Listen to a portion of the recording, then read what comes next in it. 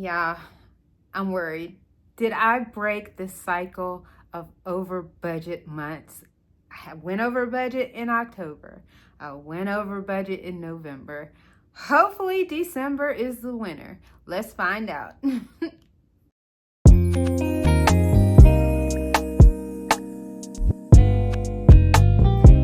Hey y'all, hey, I am back for another rundown of my monthly budget. I budgeted earlier in December and I'm going to see right now whether I stayed under budget. Everything has been paid now, so I wanted to wait until that was completed before I came up here to check it out. And first off, I wanted to say, if you are new to my channel, welcome. And if you are not new, welcome back. I am so appreciative of each and every single one of you. I have had a month or 2 months, I'll say, of one was really bad over budget month, and then another was a slightly over budget month. And I have been down in myself like, oh my God, I've got to get on budget. But the things that happened really were out of my control. Number one, if you've watched my previous videos, you will know that I had my main water line had a leak in it, and I ended up having to replace that entire line. That's the line that runs from my house to the road. That was the one thing. And then I took my car in for a maintenance, and it had a slight issue, so I thought, but those maintenance repairs and everything ended up costing me over $3,000. So that is why I have not been on budget. So I'm hoping that this month I will actually be on budget. And if you have not watched any of my budgeting videos before, I always like to give like a little brief synopsis of how I do my budgeting. Number one, my 401k and any other savings buckets that I have are already deducted from this amount. So you're not going to see this is moving to savings and this is moving here or there. You won't see that because it's already been done before I allocate my budgeted bill money. So these budgeting videos are budgeted bill money. I can give you a brief rundown of how I have my savings buckets. It used to be 18% that I had going to my 401k. I now have 20% going to my 401k since I've paid my student loan off. And the remaining 10% goes into various buckets.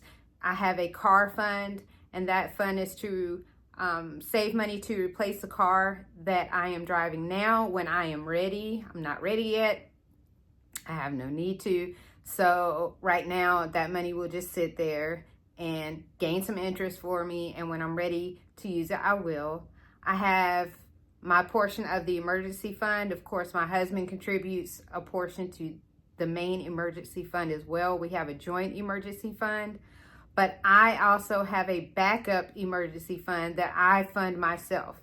And that is because if you know my backstory, I had some really hard times and hiccups before, and I have a fear of something going horribly wrong, and that backup emergency fund just gives me a little extra peace of mind. And that is actually the fund I use to handle minor emergencies before we dabble into our joint emergency fund. I also invest in a brokerage account, just a small amount. What I'm trying to do is get acclimated to the stock market and understanding it, because I'm going to need to understand it even more once I am in retirement and know what to do with my funds and my 401k and all of that. So that is what I allocate for out of my money. So it's 20% pre-tax and an additional 10% after tax out of my take-home pay. Guys, I had to stop this because I realized that I actually placed that allocation all wrong. So I'm going to insert how that breakdown occurs.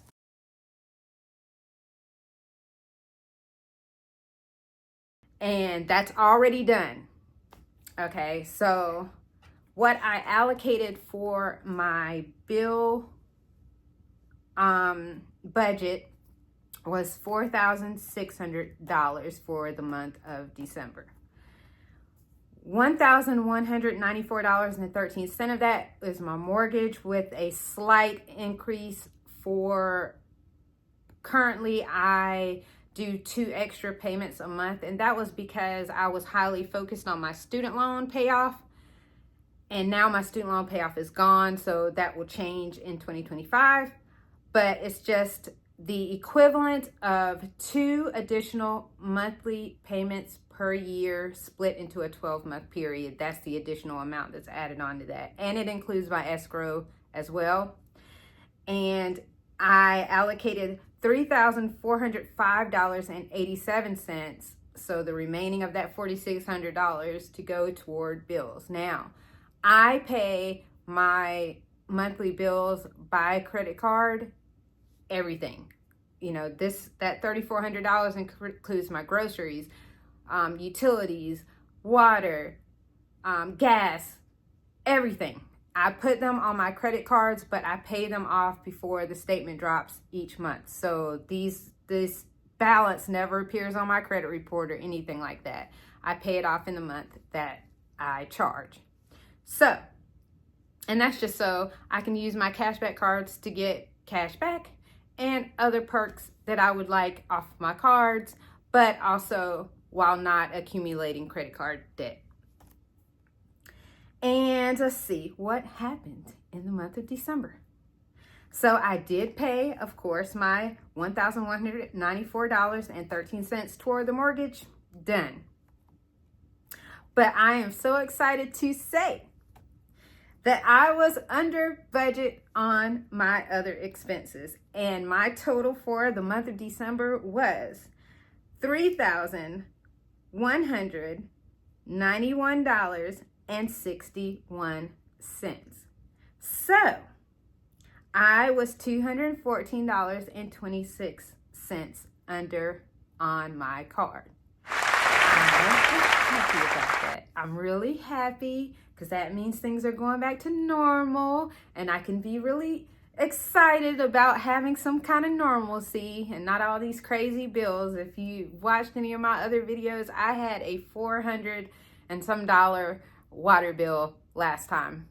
They thankfully adjusted it for me, but not for the full amount. It was still $200 when I had to pay for it. So it's nice to be back to normal. I'm so excited about that.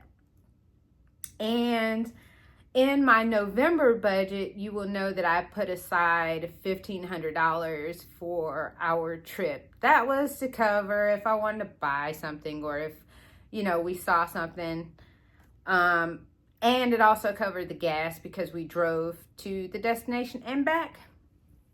And I ended up spending $229.98 in just buying things. I went antiquing with my cousin. My cousin came down, so I went antiquing, and I found a lamp and a few other things that I liked. And of course, you saw the ornaments in the ornament video that I showed when I was at the cabin. And then we spent about roughly $807 with our gas back. Now, you have to be mindful. We are in a full-size truck driving there, and we have a lot on that truck, so that's why the gas expenses are super high. Trucks are not like cars. They're not a Honda, you know, so it does use a lot of gas. And so that is what we spent. Actually, I am wrong. I am so wrong. The gas was $577.55. The total was $807.53. So I spent $229 in gifts and antiquing. we spent $577.55 in gas, and that is our gas there, our gas around town doing the things we do, and then the gas back home. So that was a total of $807. So what I plan to do is twofold. The first, everything I am under budget, I have decided to do a little small giveaway on my channel where I will be picking 3 of my subscribers. I will take that money and split it and be sending that to 3 subscribers. I've already picked them. I will be notifying them. So you can look for that in the future, and these people will know who they are. And the remaining that I'd put aside for the trip, I'd put aside $1,500, and I spent $807 of that. That money will be going to a local charity in my town. It's actually going to be split between 2. One is a women's shelter, and then one is a children's home that I will be donating the remaining balance of that allocation to. So that is how I am going to complete this month of December, because I am very thankful. I'm very thankful for everyone that tunes into my channel. I know I'm a little quirky, maybe an oddity in some ways. I love the outdoors. I love to hunt. I love to fish. I love everything outside. So you'll probably see things like that on my channel. If you don't like those kind of things, just wait until the budgeting videos come back. But that is a part of my life. It's a part of me. It actually directly ties into finances for me, because I went through a really, really rough patch, and I don't know if anybody knows what it's like to be hungry. And I'm not talking about I haven't eaten since 8 this morning. I'm talking about super hungry, where you've gone days without eating. But if you have gone through that experience, you will know that it will change you. And what outdoors and what I do outdoors, as far as like the hunting, fishing, foraging kind of thing, it empowered me to know that I will forever be able to feed myself one way or another. And that feeling is something I can't describe. It gives me a really big sense of relief. It's like I said, it's not for everybody. But I know if I ever got back to rock bottom, I would be in somebody's woods somewhere. So that is what that represents to me. So it represents a way that I will always be able to feed myself. And I camp, and I've been in the woods at night in a tent. I've been in the woods outside with no tent, bare on the ground. So if I had to live like that, I could do it. And for some reason, it gives me an odd sense of peace. I don't know why. And the foraging thing is just something, honestly, my great grandmother, we used to actually go foraging with her, but she was doing it for medicinal plants.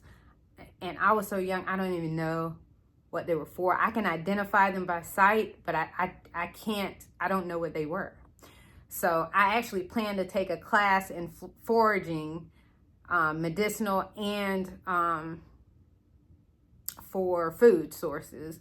I want to take a class. They have one here in the mountains. I want to take a class on that to kind of and hopefully learn what it was that she was using medicinally. So that is something that if I do that, I will be filming that. If you don't like stuff like that, just wait for the next video.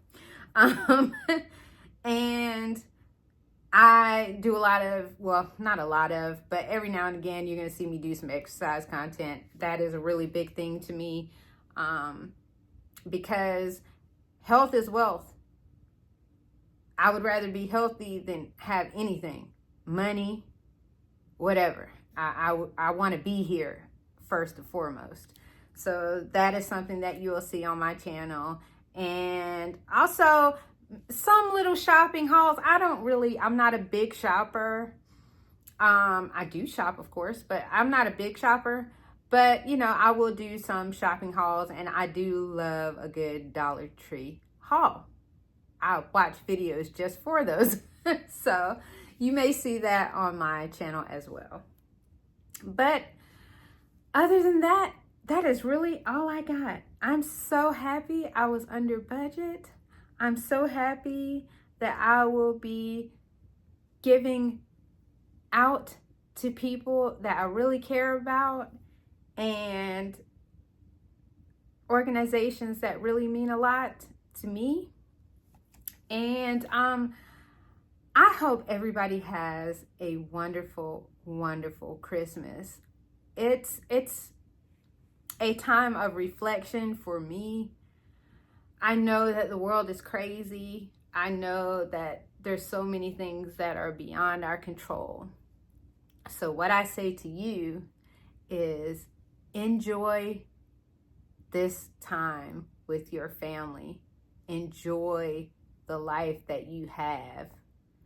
And I also say, I want you to think back on one of the hardest periods of time in your life. If you think back to that, I know I can. And when I think about today, I realize that I'm living a prayer that I had then. And if you think about it like that, you'll be all the more thankful. And if you're going through it right now, I want you to know that not too far from now, you will be thinking back to this time and saying that you are living the prayer that you were thinking of right in this moment. Okay? All right, you guys. I will talk to you soon, and have a good one. Bye.